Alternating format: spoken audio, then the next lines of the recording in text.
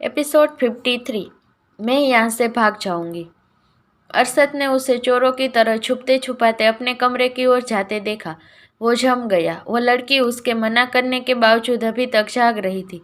सच में उसने उससे बहुत बिगाड़ दिया था। अनन्या ने धीरे से कमरे का दरवाज़ा खोला और अंदर देखने की कोशिश करने लगी। कमरे की लाइट ऑफ थी, इसलिए उसे कुछ भी क्लियर नहीं दिख रहा था। उसने धीरे से अपना राइट लेग कमरे के अंदर डाला, फिर लेफ्ट, और आहिस्ता आहिस्ता कदमों से बिना आवाज किए वह बेड की तरफ जाने लगी। वह अभी बेड से कुछ कदम की दूरी पर ही थी कि किसी ने कमरे की लाइट ऑन कर दी।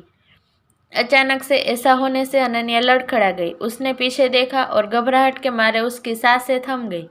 सामने खड़ा इंसान की गहरी नजरें उस पर थी।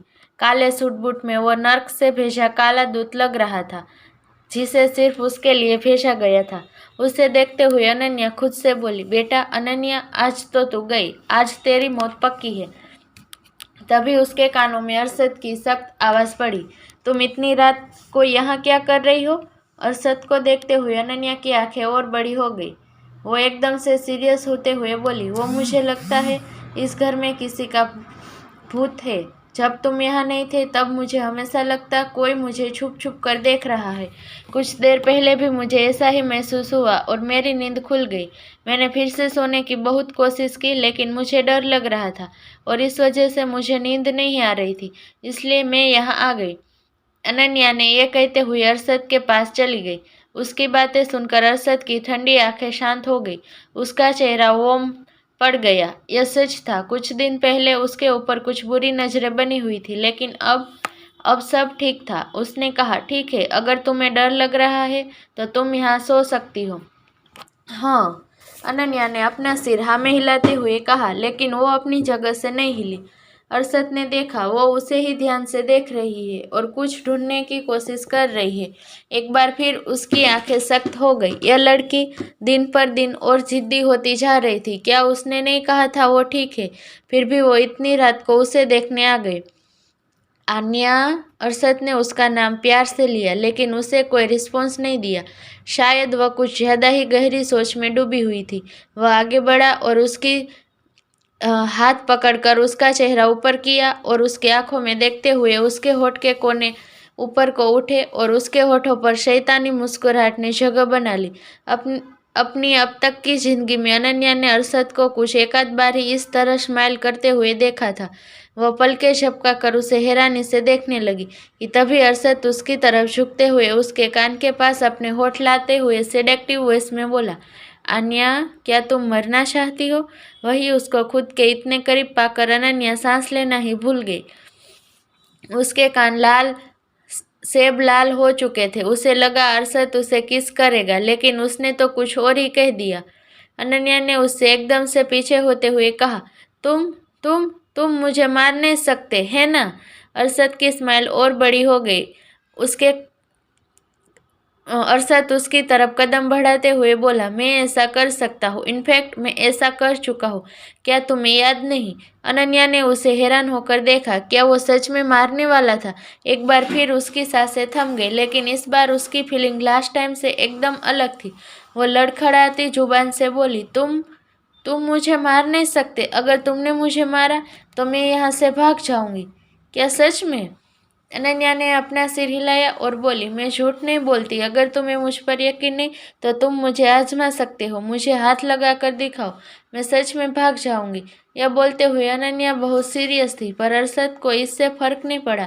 वो उसके करीब आ गया। अनन्या को लगा उसकी सारी हैकड़ी एक पल में निकल जाएगी, फिर भी वो खुद को मजबूत दिखाने की कोशिश करती रही। अरशद ने उसकी बाजू पकड़ी और बोला, ठीक है, चलो आजमाते हैं। क्या? अनन्या और हैरान रह गई। क्या उसने उसकी बातों को सीरियस ले लिया था? लेकिन उसने तो वह सब बस ऐसे ही बोल दिया था। खुद को अरशद की पकड़ से छुड़ाते हुए बोली, नहीं, तुम मुझे मार नहीं सकते। तो अरशद ने कहा, लेकिन तुम्ही ने तो अभी कहा मैं तुम्हें आजमा सकता हूँ। अनन्या बोली, वह तो ऐसे ही निकल गया। मुझे जाने दो, मुझे मार नहीं खानी। क्या तुम सच में मुझे मारने वाले हो? तो अरशद बोला, क्या मुझे ऐसा नहीं करना चाहिए? अनन्या ने जल्दी से ना में अपना सिर हिला दिया, लेकिन अरशद को कोई फर्क नहीं पड़ा। वो अनन्या को खींचते हुए बेड के पास ले आया और उसे बेड पर पटकते हुए बोला, जल्दी से सो जाओ, वरना अनन्या ने उसकी बात पूरी होने का वेट भी नहीं किया और झट से आंखें बंद कर ली। यह देखकर अरशद मुस्कुरा दिया। वो बस उसे थोड़ा सा डराना चाहता था ताकि आगे से वो उसकी बातों को सीरियसली ले, लेकिन क्या ऐसा होने वाला था? इसका अंदाजा लगाना बहुत आसान था। ऐसा बिल्कुल भी नहीं होने वाला था। वो चेंज करने के लिए ड्रेसिंग रूम में चला गया। अनन्या ने ब्लैंकेट हटाकर कमरे में देखा, अरशद कहीं नहीं था।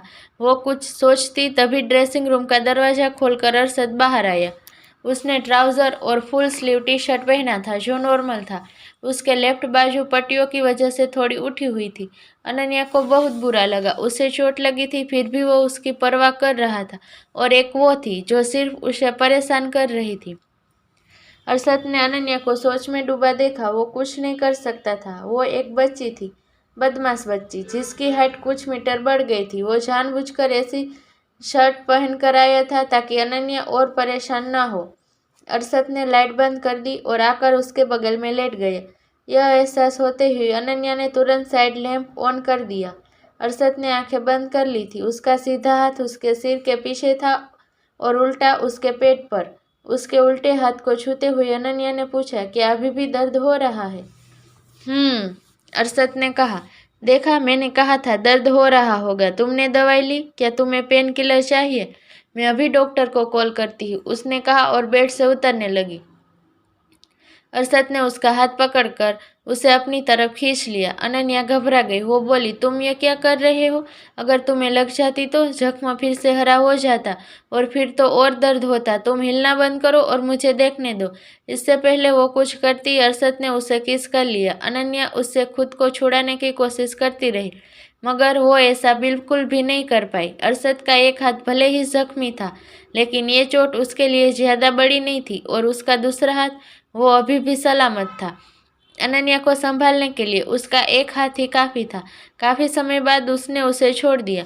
अनन्या ने उसे गुस्से में देखा। वो कुछ कहना चाहती थी, मगर पहले ही अरशद ने उसे अपनी राइट साइड कर लिया और उसके हाथ अभी भी अनन्या को पकड़े हुए थे। उसने वैसा ही कहा, सो जाओ। लेकिन सो जाओ, अरशद ने कहा और अपनी आंखें बंद कर ली। टेबल लैंप अभी भी ऑन था। उसकी रोशनी में अनन्या तब तक अरशद को देखती रही जब तक उसकी आंखें बंद नहीं हो गई। दूसरी तरफ हॉस्पिटल में देव ने काफ़ी कोशिश की, मगर हॉस्पिटल के इंचार्ज ने यह कहकर मना कर दिया कि पेशेंट की हालत अभी भी ठीक नहीं है। अगर वो ठीक भी होते तब भी हम उन्हें इतनी रात को डिस्चार्ज नहीं करते। यह हमारे रूल्स के अगेंस्ट होता। देव कुछ नहीं कर सकता था। हाँ, अगर वो अथर्व सिंघानिया या सिंघानिया परिवार का नाम लेता तो उसे डिस्चार्ज मिल जाता, लेकिन वो ऐसा भी नहीं कर सकता था क्योंकि अथर्व ऐसा नहीं चाहता था। उस लड़की ने अथर्व को इमरजेंसी में एडमिट करवाया था और उस वक्त उसने अथर्व का नाम अजय बताया था। इसलिए अभी तक किसी को भी अथर्व के यहाँ होने के बारे में पता नहीं चला था। संयोग की बात यह थी, जो डॉक्टर उसका ट्रीटमेंट कर रहे थे उन्हें भी अथर्व के बारे में नहीं पता था। सुबह के 4 बजने को थे। देव डरते डरते वार्ड में वापस आया, मगर जैसे ही उसने अथर्व को देखा उसकी आंखें सिकुड़ गई। वो आदमी उसकी रातों की नींद उड़ाकर खुद आराम से सो रहा था। यह अपने आप को समझता क्या है?